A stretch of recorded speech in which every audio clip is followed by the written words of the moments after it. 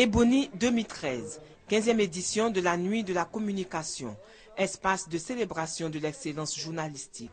Le jury a travaillé sur plus de 150 productions de la radio, de la télé et de la presse écrite.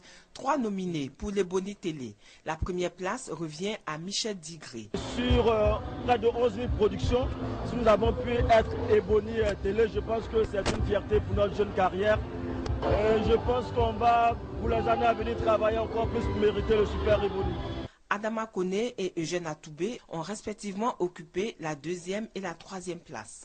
À la radio, 2 nominés, Flora Balo de Radio Côte d'Ivoire et Cheikh Ivan de Radio Nostalgie, qui est l'Ebony Radio.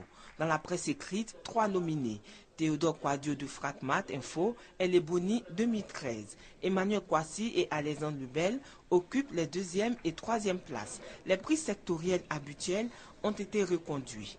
Pour le jury de l'édition 2013, le niveau baisse d'une édition à une autre. Et pour cause, pas de Super Ebony cette année.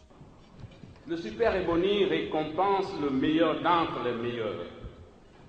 Le prix Ebony est donc la mesure, l'une des bonnes mesures possibles de notre professionnalisme, de nos rapports à ce métier difficile dont on ne parle généralement que de la noblesse, en oubliant combien il est exigeant et combien il en appelle à la responsabilité sociale du journaliste.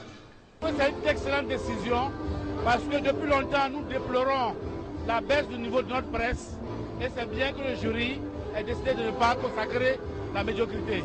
Le parrain de la cérémonie, Ahmed Bakayoko, le directeur général du journal Le Monde et le président de la Fédération internationale des journalistes ont tour à tour mis l'accent sur une presse professionnelle afin de rehausser la qualité des médias en Côte d'Ivoire.